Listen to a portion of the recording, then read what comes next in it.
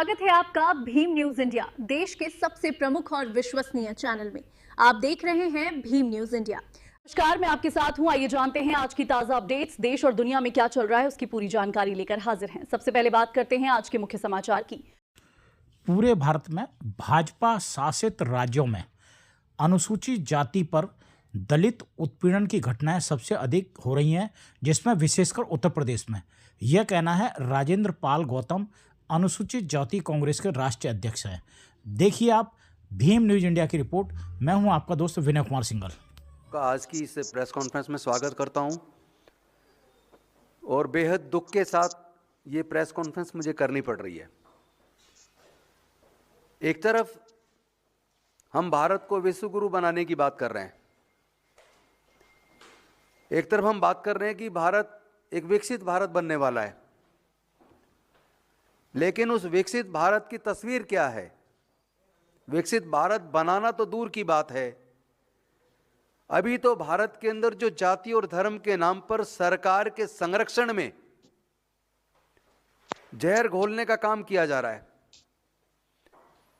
खुलेआम धर्म के नाम पर, जाति के नाम पर नफरत देश में बढ़ाई जा रही है। अगर देश में इसी तरह नफरत बढ़ेगी, जाति के आधार पर, धर्म के आधार पर हत्याएं होंगी, तो विश्व गुरु बनना तो दूर की बात है। जितना भारत पिछले आजादी के बाद जितनी तरक्की भारत ने 70 सालों में की, केंद्र सरकार के नेतृत्व में, मोदी जी के नेतृत्व में, ये भारत फिर से 14वीं शताब्दी में चला जाएगा। और दुख की बात तो यह है कि योगी जी ने मोदी जी को भी पीछे छोड़ दिया। योगी जी सत्ता का इस्तेमाल, संसाधनों का इस्तेमाल, पुलिस का इस्तेमाल खुलेआम जनता को कुचलने में, दलितों, पिछड़ों, आदिवासी और माइनॉरिटीज को कुचलने में कर रहे हैं।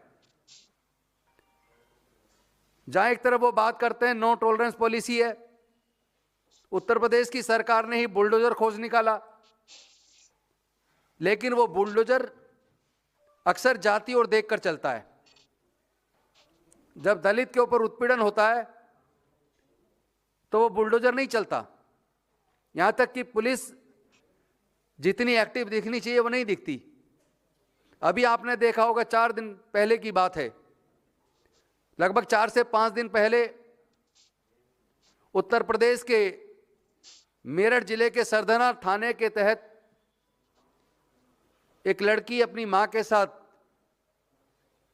जंगल में जा रही थी काटने के लिए, और वहां लड़की को खुलेआम उठा लिया गया। मां जब अपनी बच्ची को बचाने के लिए आई तो उसको बलकटी से काटकर उसकी हत्या कर दी। और हम लोग जब वहां मिलने के लिए, पीड़ित परिवार को सांत्वना देने के लिए परसों गए, तो मेरठ टोल पर हमें रोक लिया गया और वहां एक डिप्टी एसपी ने हमें आके प्रॉमिस किया कि आधा घंटे के बाद हम आपको पीड़ित परिवार से मिलवा देंगे, अपने साथ लेके चलेंगे, आप हमें आधा घंटे का टाइम दीजिए। हम लोगों ने उनको आधा घंटे की बजाय पूरे 2 घंटे का टाइम दिया। फिर एसपी साहब आए, एडीएम साहब आए और उन्होंने कहा हम आपको नहीं जाने देंगे। उन्होंने पूरे क्षेत्र को छावनी बना दिया। यानी उत्तर प्रदेश की पुलिस इतनी ताकत अगर गुंडों को समय पे गिरफ्तार करने में और सजा दिलाने में लगाए, जितनी ताकत वो विपक्ष के लोगों को, पीड़ित परिवारों को सांत्वना देने जाने से रोकने पे लगाती है, तो मैं समझता हूं इस तरह के जुल्म हो ही ना। और ये एक घटना नहीं है, एक के बाद एक लगातार उत्तर प्रदेश के अंदर दलित उत्पीड़न की घटनाएं बहुत तेजी से बढ़ी हैं। और उसमें सबसे दुख ज्यादा तब होता है अगर वो दलितों के साथ उत्पीड़न की घटना हो या माइनॉरिटी से जुड़ा अपराध का मामला हो। अपराधी अगर दलित है, पिछड़े वर्ग का है, माइनॉरिटी का है, तो बुलडोजर 24 घंटे के अंदर उसके घर पे चल जाता है। लेकिन अपराधी अगर स्वर्ण जाति का है तो वो बुलडोजर जो है उसमें जंग लग जाता है। हमारा ये मानना है कि कानून को अपना काम जाति और धर्म देख के नहीं करना चाहिए। मैं यहां जातिवाद को बढ़ाने की बात नहीं करूंगा, चाहे स्वर्ण जाति हो, चाहे पिछड़े वर्ग के लोग हो, चाहे दलित वर्ग के लोग हो, सब इंसान हैं, सब भारतीय हैं। सबको अपने देश के संविधान की और कानून की इज्जत करनी चाहिए। सबको एक दूसरे के अधिकारों की रक्षा करनी चाहिए, एक दूसरे के अधिकारों का रेस्पेक्ट करना चाहिए। हम जाति के आधार पर अगर देश को बांट देंगे, धर्म के आधार पर बांट देंगे और कानून जाति और धर्म को नजर में रख के अगर अपना काम करेगा तो निश्चित तौर पर इससे भारत कमजोर होगा। अभी आपने देखा यह घटना तो हुई है, यूपी में दिल दहला देने वाली वारदात, बेरहमी से हत्या कर सब जलाया, पुलिस ने आग से निकाला। यह घटना देख लीजिए, यह 6 जनवरी की घटना है, ज्यादा पुरानी नहीं है, और यह घटना भी मेरठ जिले की है। इसमें भी एक दलित व्यक्ति को खुलेआम पकड़ के मारा और मार के उसके शव को जलाने की कोशिश की। दूसरी घटना ये बिजनौर की है, 7 जनवरी की है। इसमें खुलेआम बिजनौर में इंसानियत शर्मसार दवाई लेकर लौट रहे एक वाल्मीकि समाज के युवक को जूते चप्पलों से बेरहमी से मारा। तीसरी घटना यह भी 6 जनवरी की है और यह भी मेरठ की है। मेरठ में 2 अलग अलग घटनाओं में सनसनी फैल गई। सरदना क्षेत्र में एक व्यक्ति की बेरहमी से हत्या कर शव को जला दिया। लगातार इस तरह की घटनाएं एक के बाद एक पूरे उत्तर प्रदेश में, ये तो मैंने अभी आपको केवल 3 घटनाएं बताई हैं, ये 1 2 3 घटना नहीं है। उत्तर प्रदेश ने सारे रिकॉर्ड तोड़ दिए हैं। एनसीआरबी का डाटा देखिए, एक तो मुझे समझ नहीं आता, हमारे देश के प्रधानमंत्री जी कहते हैं डिजिटल इंडिया बन रहा है, भारत विकसित हो रहा है। कौन सा विकसित हो रहा भाई?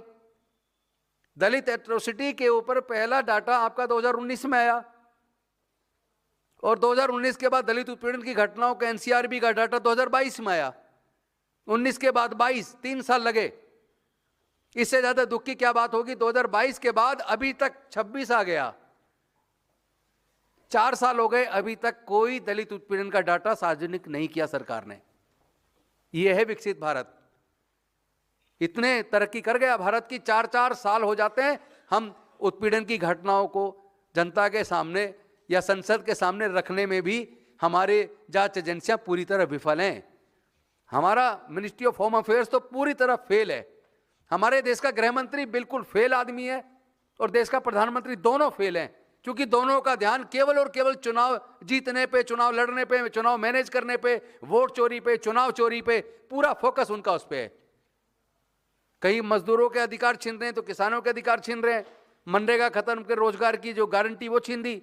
लेकिन यह दलित उत्पीड़न के मामले में जो त्वरित कार्रवाई होनी चाहिए वो नहीं हो रही है। मैं आपको बताता हूं, उत्तर प्रदेश में 5 साल में हाईएस्ट जो एट्रोसिटी के केसेस दलित के उत्तर प्रदेश में हुए हैं। और इससे ज्यादा दुख की बात यह है कि जो पूरे भारत में एट्रोसिटी का मामला पिछले दौरान से 2019 तक आते आते 7.3% का इजाफा दलित एट्रोसिटी में हुआ था। 2019 से 2022 आते आते दलित उत्पीड़न की घटनाओं में 7.3% से बढ़कर यह एट्रोसिटी का डाटा 25.8 तक पहुंच गया है।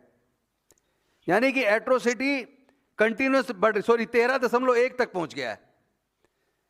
और पूरे भारत के 5 राज्य ऐसे हैं जिसमें उत्तर प्रदेश टॉप पर है। टोटल देश में होने वाले दलित उत्पीड़न की लगभग 26% घटनाएं केवल उत्तर प्रदेश में होती है। यह भारत सरकार के एनसीआरबी का डाटा बताता है। अकेले उत्तर प्रदेश में 26% दलित उत्पीड़न की घटनाएं होती हैं। टोटल 5 ऐसे राज्य हैं जो बीजेपी शासित राज्य हैं, जिन 5 राज्यों में दलित उत्पीड़न की टोटल 76% घटनाएं होती हैं। जिनमें उत्तर प्रदेश के बाद जो नंबर आता है वो मध्य प्रदेश, राजस्थान, महाराष्ट्र और बिहार।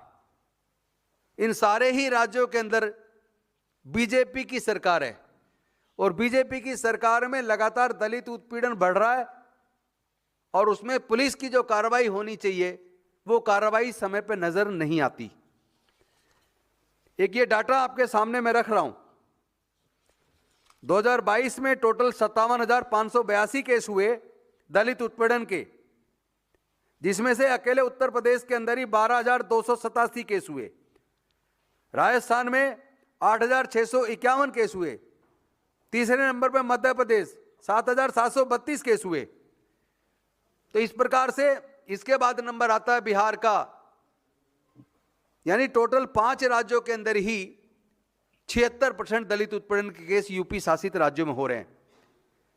भारत सरकार के एक state minister of social justice empowerment Ramdas Athawale ji ने लोकसभा में प्रश्न लगाया, राज्यसभा में, और राज्यसभा में उनके प्रश्न का जवाब जो मंत्री जी ने दिया, उस जवाब के हिसाब से उत्तर प्रदेश के अंदर 2017 में 11,444 घटनाएं, 2018 में 11,924 घटनाएं, 2019 में 11,829 घटनाएं, 2020 में 12,714 घटनाएं और 2021 में 13,146 घटनाएं। लगातार ये डाटा बढ़ता जा रहा है। उसी प्रकार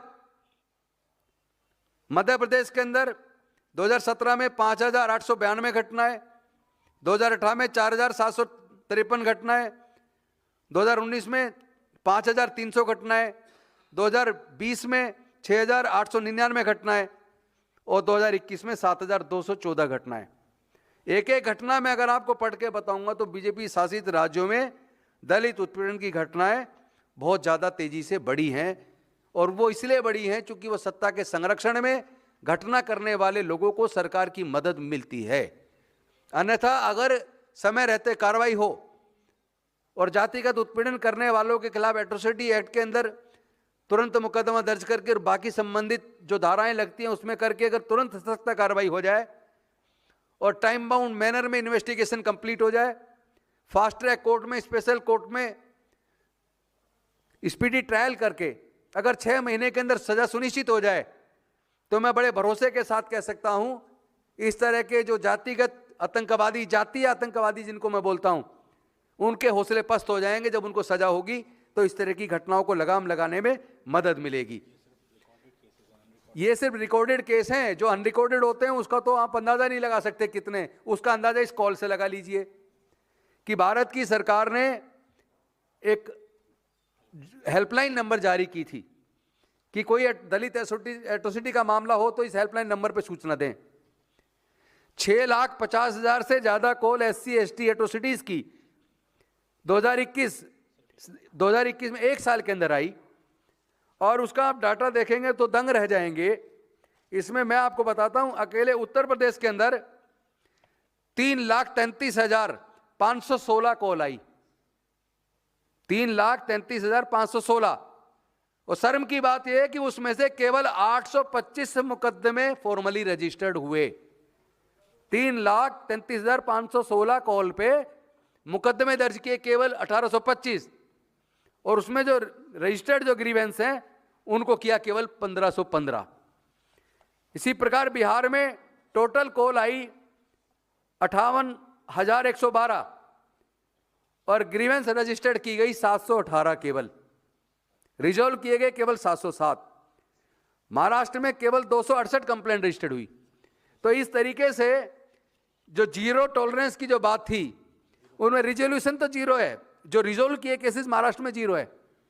और जो सरकार की हेल्पलाइन नंबर का क्या फायदा, लाखों कॉल आ रही हैं, चंद हजार मुकदमे बड़े मुश्किल से दर्ज हो रहे हैं, वो भी तब होते हैं जब उस समाज के जागरूक लोग धरने प्रदर्शन करते हैं, तब दबाव बनता, तब कहीं जाकर मुकदमे दर्ज होते हैं। अब आप बजटरी एलोकेशन देख लीजिए, दलित उत्पीड़न पे कॉम्पेंसेशन और पुलिस पे जो खर्च होता है उन सब चीजों के लिए केवल 483 करोड़ 2025-26 में बजटरी एलोकेशन किया गया, और 463 में से SC ST वुमेन, केवल वुमेन डेडिकेट जो वुमेन के साथ एट्रोसिटी है उसमें केवल 138 करोड़ रुपए एलोकेट हुआ है पूरे देश में। पूरे देश में 138 करोड़, जबकि आए दिन दलित महिलाओं पे बलात्कार, सामूहिक बलात्कार, हत्या, इस तरह की घटनाएं होती रहती हैं। तो ऐसे में अगर बजट देने में भी केंद्र सरकार इतना भारी कंजूसी कर रही है तो फिर न्याय मिलेगा कैसे। तो मैं आज आपके माध्यम से केंद्र सरकार को चेताना चाहता हूं। आप देख रहे हैं भीम न्यूज़ इंडिया। यदि आपको हमारे द्वारा दिखाई गई खबरें पसंद है तो प्लीज़ हमारे चैनल को यूट्यूब पर सब्सक्राइब कीजिए, लाइक कीजिए, शेयर कीजिए, कमेंट्स कीजिए। आने वाले नोटिफिकेशन के लिए बेल आइकन का बटन दबाना ना भूलें। भीम न्यूज़ इंडिया के फेसबुक पेज और ट्विटर एंड एक्स पर भी फॉलो कर सकते हैं। बने रहिए हमारे साथ। आपका बहुत बहुत धन्यवाद।